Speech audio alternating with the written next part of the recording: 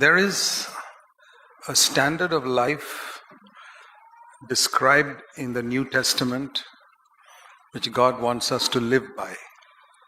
नए नियम में एक स्तर दिया गया है जिससे स्तर के साथ जीने के लिए परमेश्वर चाहता है. And when Paul said, I press toward the mark for this goal, और जब पौलुस कहता है कि उस निशाने की ओर आगे उस लक्ष्य की ओर मैं दौड़ा चला जाता हूं, there was no such thing in the Old Testament. और पुराने नियम में ऐसी कोई चीज नहीं पाई जाती. In the Old Testament, the only goal was get the land of Canaan.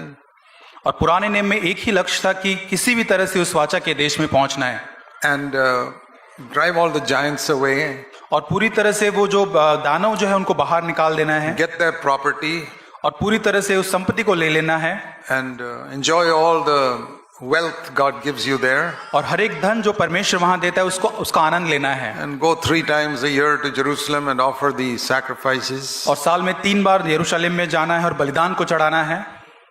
Man, that's all. और इतना ही करना था. Whereas there was no personal goal in one's personal life. और उनके व्यक्तिगत जीवन में कोई व्यक्तिगत लक्ष्य नहीं था. There were no commands. There were commands in the Old Testament like don't murder. और पुराने नियम में ऐसे आज्ञाएं थी कि आपको खून नहीं करना है, And don't commit adultery. व्यभिचार नहीं करना है, And don't tell a lie when you're giving a witness in a court. और जब आप कोर्ट में जाते तब झूठी गवाही नहीं देनी है. And honor your father and mother. माता पिता का आदर करना है. They were all external commandments. ये सब बाहरी तौर की आज्ञा थी. And they could keep it. Any God-fearing person could keep it. और परमेश्वर का भय मानने वाला कोई भी जन इसका ये करता था. Those 10 commandments, there are many non-Christians also who keep. और इन 10 आज्ञाएं जो है वो बहुत सारे अन्य जाति भी इसका पालन करते हैं. But you never read commandments in the New Old Testament like this. लेकिन पुराने नियम में ऐसी कोई आज्ञा आप नहीं पाते हैं. Don't be a hypocrite. आप किसी भी तरह का ढोंग न करें. Don't be proud. घमंड न करना. Don't be anxious. किसी भी बात की चिंता न करना. Don't love money. और पैसे का लोभ न करे. Don't be angry. क्रोध न करे. Don't lust after women. और स्त्रियों के पीछे लालसा न करे. No such commandments. ऐसी कोई आज्ञा नहीं पाते. But when you come to the New Testament, they're all there. लेकिन नए नियम में हम देखते हैं ये सारी आज्ञाएं वहां है. Just think of these few things I mentioned just now. और जब सोच के देखिए ये सारी चीजें जो मैंने अभी कही. Don't be a hypocrite. पाखंड न करे. Don't be proud. घमंड न करे. Don't lust after women. स्त्रियों के पीछे लालसा न करे. Don't get angry. क्रोध न करना. Don't be anxious. चिंता न करना. Don't love money. और पैसे का लोभ नहीं. Don't murmur or complain. और शिकायत नहीं करना, कुड़कुड़ाना नहीं. When you pray, don't let anybody know. और जब आप प्रार्थना करें किसी को पता न चले. When you fast, don't let anybody know. जब आप कुछ मांगते देते तब किसी को पता न चले. Is it possible to keep these commandments? क्या संभव ये आज्ञाओं का पालन करना? The question is, did God want us to keep these commandments? और प्रश्न ये है कि क्या परमेश्वर चाहता था कि हम इन आज्ञाओं का पालन करें? And will you, as a father, tell your children to do something which you know is impossible for them to do? क्या आप एक पिता होने के नाते अपने बच्चे को ऐसा कुछ करने को कहेंगे जो करना असंभव है? Like carry 1,000 kilos on your head to some place. और आप अगर क्या अपने बच्चे को कहेंगे 1000 किलो का वजन उठा के कहीं पे जाओ. That's ridiculous. They cannot do it. और ये संभव नहीं है, वो नहीं कर सकते. Is God a father like that? क्या परमेश्वर एक वो पिता के समान नहीं है? Gives us commands that we cannot keep. और ऐसी कोई आज्ञा देगा जिसका हम पालन नहीं कर सकते? And yet all these things I mentioned are in the New Testament. और ये सारी चीजें जो मैंने बताई वो नए नियम में है. Every one of them. You read the Sermon on the Mount. आप देखिए पहाड़ के उपदेश को देखें. You read Philippians chapter 4. फिलिप्पी 4 अध्याय को पढ़ें. All these things that I mentioned are there. मैंने जो बातें आपसे कही वो सब वहां है. So why is it then that most Christians say we cannot keep these commandments? तो फिर क्यों ज्यादातर मसीह इस प्रकार कहते कि इन आज्ञाओं को हम नहीं पालन कर सकते? They read the Bible and say this is an impossible standard. और वे बाइबल को पढ़ते और कहते ये बहुत ही असंभव एक स्तर है. And so they remain in their defeated condition. और वो अपने हारे हुए जीवन की अवस्था में ही रहते हैं. They are like the 10 spies who came to the border of Canaan and said, "We cannot go into this land, impossible." और वे लोग वो 10 जासूसों के समान हैं जो कनान के सीमा पर आकर कहते हैं कि हम उस वाचा के देश में नहीं जा सकते। And 600,000 people joined them and said, yeah, it's impossible. We cannot overcome these giants. और इन जासूसों के बाद 6 लाख लोग भी इनको कहते हैं कि हम आपके जैसे ही हम इस स्थान में नहीं जा And सकते। you know what God said? आप पता है परमेश्वर क्या कहता है? Okay, you will never enter this land. परमेश्वर ने कहा ठीक है, आप कभी भी उस वाचा के देश में You प्रवेश नहीं will die करोगे। in the wilderness without possessing what I wanted to give you. आप जंगल में ही जो बातें आपको वाचा दी गई उसे न पाते हो, जंगल में आप The मर जाएंगे। same thing is happening to Christians, hundreds of thousands of Christians today. और सैकड़ों विश्वासियों के साथ आज वही हो रहा है। I'm not talking about nominal Christians. और मैं साधारण मसीह की बात नहीं कर रहा। Nominal Christians are like the people who stay in Egypt, slaves of sin. और साधारण मसीह वो होते हैं जो पाप में, जो मिस्र की पाप की गुलामी उसी में रहते I'm हैं। talking about people who came out of Egypt, मैं उन लोगों के बारे में बात कर रहा हूँ जो मिस्र की गुलामी से निकले हैं put the blood on the door and came out. और उन्होंने अपने दरवाजे के ऊपर मेमने का लहू लगाया, वहां से निकले हैं। Picture of those who trusted in the blood of Jesus Christ. और वो एक चित्र है जो यीशु के लहू पर विश्वास भरोसा Went करते हैं through the baptism of the Red Sea. और पवित्र आत्मा वो लाल समुद्र के बपतिस्मा के अंदर They से वो went निकले in and हैं, came out. उसमें से बाहर निकले वो है। And the baptism of cloud, picture of the baptism of the Holy Spirit, came upon them. और पवित्र आत्मा का बपतिस्मा जो एक बादल के समान उनके ऊपर हुआ, And yet, लेकिन these फिर भी did not enter the land of Canaan or kill the giants. और ये वो दानों को वो नाश नहीं कर पाए और वाचा के देश में प्रवेश नहीं This कर is a पाए। picture of born again Christians और ये चित्र है नए जन्म पाने who वाले are विश्वासियों redeemed का, by the blood of Jesus Christ, और लहू से द्वारा वो खरीदे गए लोग हैं baptized, और बपतिस्मा लिया है, baptized in the Holy Spirit, पवित्र आत्मा से बपतिस्मा उनका हुआ है maybe speak in tongues also. और शायद वो अन्य भाषा में भी But बात करते हैं। they don't occupy the land of Canaan. इसके बावजूद भी वाचा के देश में कनान में वो प्रवेश नहीं कर पाए। Today, आज what is the land of Canaan for us today? हमारे लिए वाचा का वो कनान देश क्या है? This human body, हमारा ये शरीर from head to foot, that is the dimensions of the land of Canaan for us. और हमारे सर से लेकर पांव तक का जो भी ये स्तर है, ये हमारा एक वाचा का कनान देश है। Inside this land, many giants have been ruling for years. और इस कनान देश के अंदर, इस शरीर के अंदर बहुत सालों से बहुत ऐसे दानव है, राक्षस है जो इस पर राज्य कर रहे All हैं। those giants are like Goliath. और ये सारे दानव जो है गोलियात के समान हैं। For example, anger. सोच के देखिए, क्रोध, It's a giant. ये बहुत बड़ा दानव है It stands in front of you like Goliath और गोलियात के समान आपके सामने खड़ा होता है and says, "You think you can conquer me? और वो आपको चुनौती देकर कहता है, तुम्हें लगता है कि तुम मुझ पर विजयी हो सकते I हो? have ruled you all your life. और वो कहता है, मैंने जीवन भर आप पर राज्य किया है All your life I made you an angry man and an angry woman. और पूरा जीवन मैंने तुझे एक क्रोधित स्त्री या पुरुष रखा है। Don't you remember your father and mother? They were also my slaves. और अपने माता पिता को याद रखना, क्या वो मेरे दास नहीं थे, गुलाम? Your father was an angry father, your mother was an angry mother. तुम्हारी माता और जो पिता थे वो भी एक क्रोधित मनुष्य थे। Same, you don't know, but that was how your grandfather and grandmother were. और आप नहीं जानते, आपकी परदादी दादी जो थी, उस दादा And you वो are, भी ऐसे ही and थे। you are like that, and you will always be like that. और आप भी ऐसे ही, और आप वैसे ही रहोगे। You can go to any church, आप कोई भी कलीसिया में जा speak in सकते हैं, tongues, अन्य भाषा में बोल but you सकते will हैं, remain slave to anger. लेकिन आप क्रोध के गुलाम होकर ही रहेंगे। You will speak in unknown tongues, but you won't be able to control your mother tongue. आप अन्य भाषा में बोलोगे लेकिन अपनी मातृभाषा को आप नियंत्रण नहीं कर The पाते, giant says, "I rule you," क्योंकि ये दानव कहता है, मैं तुझ पर राज्य करता हूँ। and we say, "Yes, I can never overcome you."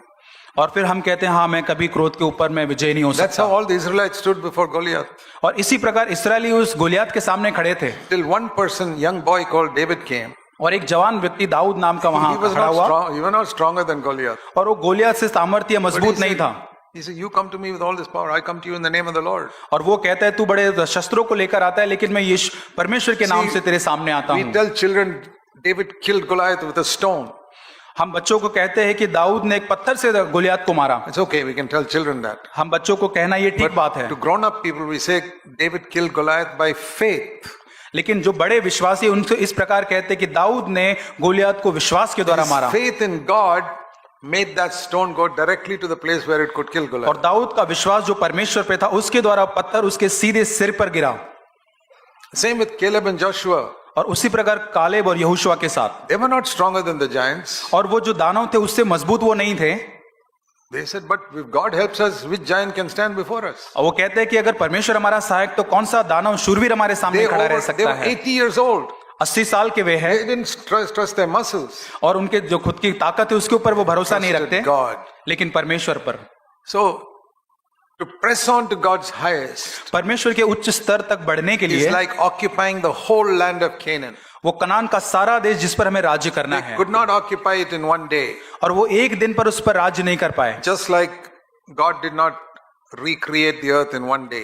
जैसे परमेश्वर ने पूरी तरह से पृथ्वी को एक ही दिन में नहीं Day बनाया, by day He did it. लेकिन प्रतिदिन एक So- दिन इस तरह बनाया। This principle of slow progress और ये सिद्धांत जो धीरे धीरे बढ़ती जो होती towards है perfection. और सिद्धता की ओर, So the Israelites also went into the land of Canaan and they took a long time to occupy the land. इसी प्रकार इसराइलियों को भी उस कनान देश में जाने के लिए बहुत दिन लगे ताकि उस पर They राज्य कर would सके। face one giant, और एक दानव को चुनौती उन्होंने kill दिया it, और उसको मार दिया occupy his land. और उस देश को ले लेना है। Then they see another giant, फिर उन्होंने और एक शूरवीर या दानव को kill देखा that person, और उसको मारा occupy his land. और उसको ले लेना है। Then another giant, और एक दानव को देखा kill him and occupy his land. और उसको मारना है और उसको That ले is लेना how they है। occupied the land of Canaan. उस प्रकार से कनान के देश को उन्होंने ले लिया। God helped them.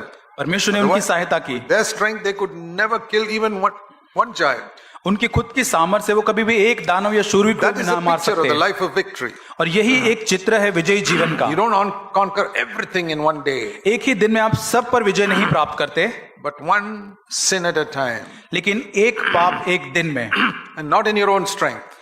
अपनी सामर्थ्य से नहीं, With God's help, it can be done. लेकिन परमेश्वर की सहायता से ये हो And सकता whatever है। you occupy, लेकिन जिस चीज पर आपको ले लेते whatever हैं giant you kill, और जिस दानव को आप मार गिराते हैं, his land becomes yours. और वो देश जो है आपका बन जाता That is है, how you become spiritually wealthy. और उसी प्रकार आत्मिक रीति से आप धनवान बन जाते हैं। And then there are still many giants in the north of Canaan you have not even seen.